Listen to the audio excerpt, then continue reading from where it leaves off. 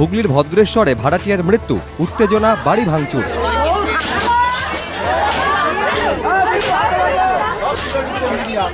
অভিযোগ, বাড়িওয়ালা electrical line কেটে দেওয়ার জন্যই হৃদরোগে আক্রান্ত হয়ে মৃত্যু হয় ভাড়াটিয়ার। প্রতিবাদে বাড়িওয়ালার ওপর চড়াও হন স্থানীয় বাসিন্দারা। পুলিশ সূত্রে খবর, বছরখানেক আগে ভদ্রেশ্বরের রেল কলোনিতে বাবুল চন্দ্রদের বাড়িতে ভাড়ায় আসেন রামনারায়ণ সিংহ ও তার পরিবার। সোমবার রাতে হৃদরোগে আক্রান্ত হয়ে মৃত্যু হয় রামনারায়ণের। মৃতের মেয়ের অভিযোগ, সোমবারই তাদের বিদ্যুৎ সংযোগ কেটে দেন বাড়িওয়ালা।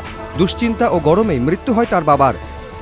রাত্রিবেলা গরমের যখন গরম হয়ে হার্ট অ্যাটাক করেছে, ওই সমস্ত চিন্তা দরজায় লাথি মেরেছে, করেছে। যদিও বাড়িওয়ালা বাবুল চন্দ্রদের দাবি, 6 মাস ধরে ভাড়া ও বিদ্যুতের বিল কিছুই দিচ্ছিলেন না রামনারায়ণ সিংহ। বারবার বলেও কোনো লাভ হয়নি। বাধ্য হয়ে সোমবার বিদ্যুৎ সংযোগ কেটে দেন তিনি। লাইটের পয়সাটাও দিচ্ছে না, ভাড়াও দিচ্ছে না। কালকে 2টোর সময় টাইম দিয়েছি, দেওয়ার পরে উনি কিছুই দিচ্ছে না, বুঝতে পারলেন। তার আমার গিন্নি লাইনটা অফ করে রেখেছে। আচ্ছা, এই হচ্ছে ব্যাপারটা। বিদ্যুৎহীন করলেন কেন? কি কারণে বিদ্যুৎহীন করলেন কেন? সেটা বলতে বিদ্যুতের লাইটের ভাড়া দিচ্ছে না বলে তাই।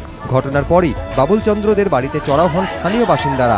অবাধে ভাঙচুর চালানো হয়। পরে পুলিশ এসে পরিস্থিতি নিয়ন্ত্রণে আনে। অনিচ্ছাকৃত খুনের মামলায় বাবলু দে এবং তার স্ত্রীকে গ্রেফতার করেছে পুলিশ। সৌরভ বন্দ্যোপাধ্যায়, এবিপি আনন্দ, হুগলি।